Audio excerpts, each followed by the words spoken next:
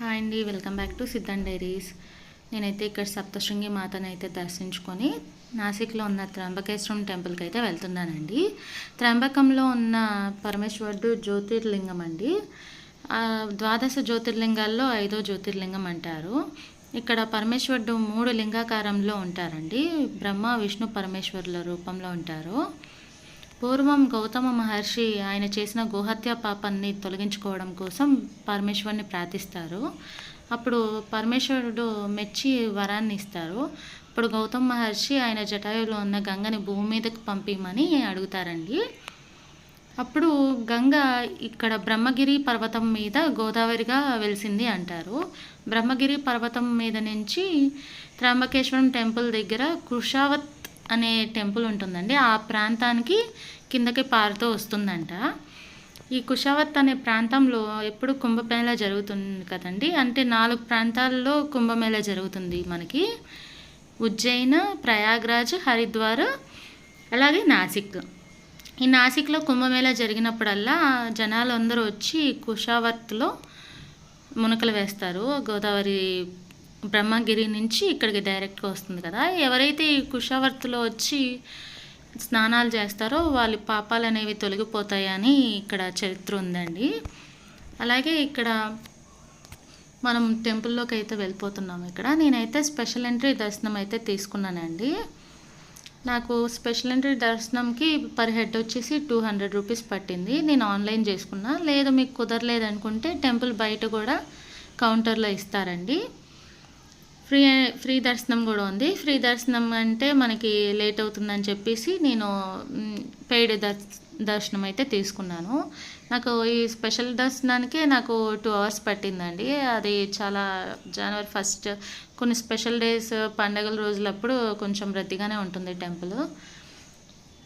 నేనైతే ఇంకా ఈ టెంపుల్ అయితే దర్శనం చేసుకోవడానికి వెళ్ళిపోతున్నానండి. చూసారు కదా, ఇదంతా స్పెషల్ ఎంట్రీ దర్శనానికి లైన్. ఇది టెంపుల్లోనికండి. టెంపుల్కి వెళ్తున్నాను నేనైతే. ఇక్కడ ఆర్కిటెక్చర్ అనేది చాలా బాగుంటుందండి. నేను ఆల్రెడీ చూసేసాను కాబట్టి నేనైతే ఈవినింగ్కి దీన్ని ప్లాన్ చేసుకున్నాను. ఎవరైనా ఫస్ట్ టైం వస్తున్నట్టయితే మార్నింగ్ రావడానికి ట్రై చేయండి. టెంపుల్ చాలా బాగుంటుంది. ఇక్కడ వీడియోస్ తీసుకోవచ్చండి. సెల్ ఫోన్స్ అయితే ఎలా ఉంది. మన టెంపుల్ లోపల మెయిన్ గాడ్ని అయితే వీడియో తీయడం, ఫొటోస్ తీయడం ఏం తీయట్లేదు. కానీ టెంపుల్ లోపల కూడా మనల్ని వీడియో తీస్తుంటే ఏమనలేదు, అందరు తీసుకున్నారు.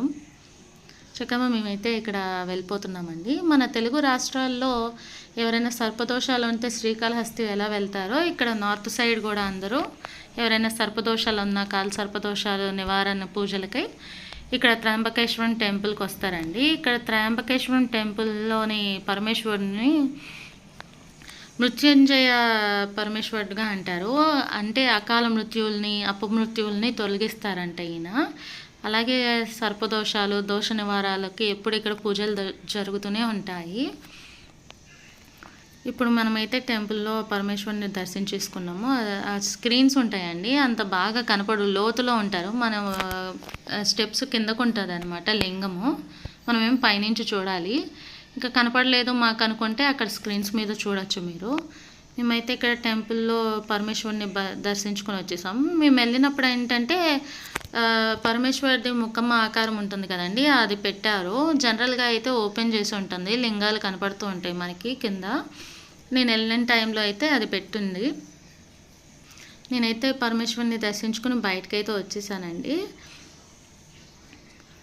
ఇక్కడ మనకి ఏంటంటే కుంభమేళా జరిగినప్పుడు మొన్న ప్రయాగ్రాజ్కి ఎంతమంది జనం వచ్చారో ఇక్కడ నాసిక్లో కుంభమేళా జరిగినప్పుడు కూడా అంతే జనం వస్తారండి. జనం వచ్చినప్పుడు ఇక్కడ కుషావత్, నాసిక్ టెంపుల్ ఎంత పంచవటి అసలుకి ఖాళీనే ఉండదు.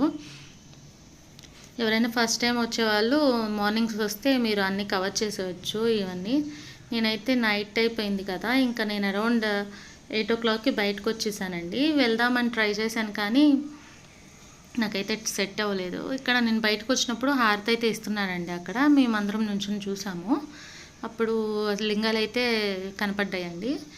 ఇంకా మేము 8:30 అయిపోయింది మొత్తం అదంతా నడుచుకొని వచ్చేటప్పటికి. పంచవటి అవన్నీ క్లోజ్ చేసేస్తారన్నారు ఈ క్యాబ్ డ్రైవర్.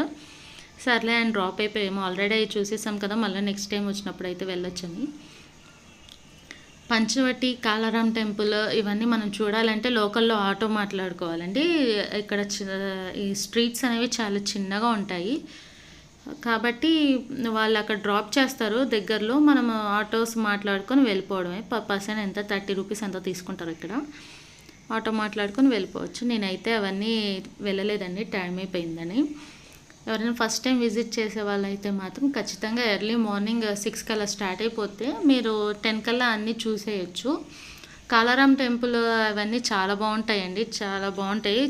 చిన్న గృహలోకి కిందకి దిగి వెళ్ళడం అవన్నీ బాగుంటుంది. పక్కనే పంచవటి ఉంటుంది అమ్మవారిది, అది కూడా చూడొచ్చు. ఇక్కడితో నా డే 2 వ్లాగ్ అయితే అయిపోయిందండి. Thank you for watching. Please subscribe.